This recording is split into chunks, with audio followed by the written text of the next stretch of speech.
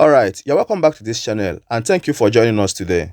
So Bola Tinubu has continued to disgrace Nigerians on the global stage. I'm telling you the truth, through his performance. You know, it is easier to rig election, but when it comes to performance, you cannot rig performance. It is now clear that Bola Tinubu is not even prepared. He doesn't even know what he's doing. And the foreign media are carrying all these things. Imagine foreign investors hearing these things. How do we now attract foreign investors? We are talking about improving our economy. How do we attract foreign investors when they are making all this derogatory information about Nigeria? And what they are saying is actually truth, because Bola Tinubu has actually destroyed the economy of this country through his trial and error policies. You know, we actually thought that he's got something. That's why some people say, "Oh, he built Lagos, this and that." The man that has built Lagos, has he forgotten how he built Lagos? I want you to listen to this Indian media and see how they're analyzing what is actually happening in Nigeria. And tell me if you really think that Nigeria can actually attract investors with this kind of news when they hear it. But before I show you that video, I want you to see Tinubu's convoy yesterday in Lagos State. This is the same man that said that they want to implement the Orasoyers report of cutting down the cost of governance. When you see that convoy, and then we'll talk about it.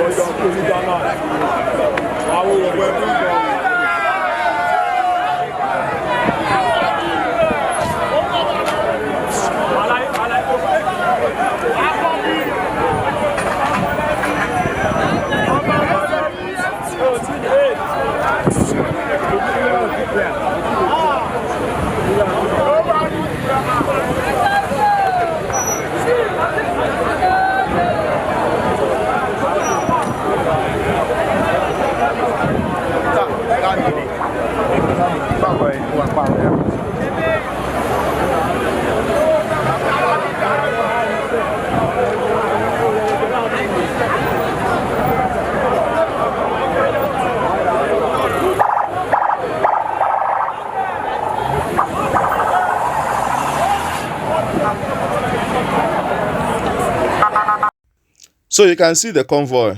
Only God knows how much is spent on this convoy. I'm telling you the truth. In terms of petrol, in terms of the security and everything, only God knows. And we talk about improving the economy by patronizing our own.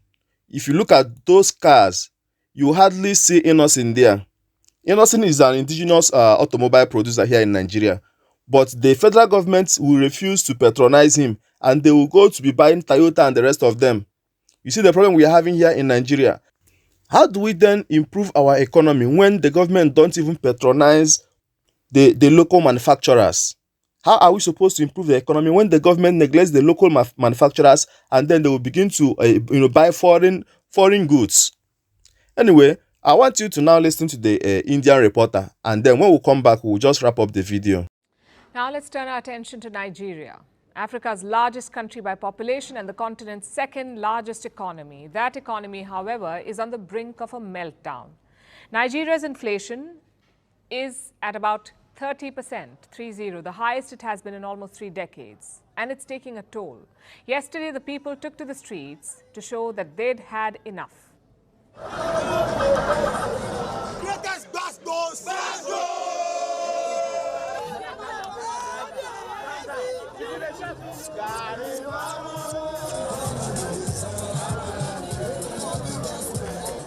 We are suffering. we are suffering for Nigeria. It's not like this before, but we want change for good. Hunger day for Nigeria. Children now, they are hungry. Adults are hungry. Sufferness is too much for Nigeria. Nigeria is no stranger to inflation. It has seen double-digit inflation continuously for all of the last 8 years. But 30% is no joke. Food inflation is even higher. It's at 35.4%. And that is a hammer blow to ordinary people, especially those who are less well off. There are millions who are suffering in Nigeria. They are suffering in the land. They are suffering for the worker. No worker can live on 30,000 minimum wage. And over 150 million Nigerians are living below poverty line. Poverty, when you say below it, those are the people that can't get something to eat on daily basis. So how did the situation get so bad? Two main reasons. One, the withdrawal of Nigeria's fuel subsidy.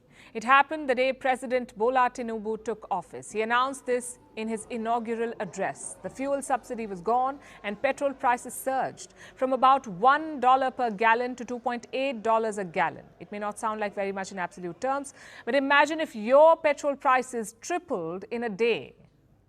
That would wreak havoc on your budget. And not just for individuals, this applies to businesses as well. Transportation costs skyrocket. All types of transportation, like the moving of food from the farm to the market, or moving goods from the docks to warehouses. These rising costs are passed on to customers, and eventually everything becomes more expensive. So Nigeria's fuel subsidy withdrawal had a domino effect, directly leading to the surging inflation, and the president would have seen this coming. Then why did he withdraw the subsidy? Because of external pressure. The IMF, or International Monetary Fund, and the World Bank both recommended the withdrawal of fuel subsidies. They wanted Nigeria to join the rest of the global free market and level the playing field. Plus, the move was good for Nigeria's government as well. They were spending billions of dollars on the subsidy. It was becoming increasingly unsustainable. So in theory, it was supposed to be a good move. But in practice, it proved to be disastrous. Perhaps because it was done in one fell swoop. The shock of removing the whole subsidy destabilized Nigeria, and now everyone is scrambling to limit the damage, to keep starvation at bay.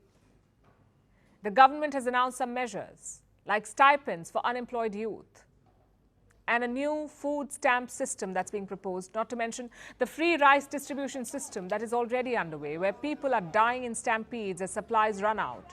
Meanwhile, Nigeria's central bank is raising interest rates. It raised the rate by 4% yesterday to 22.75.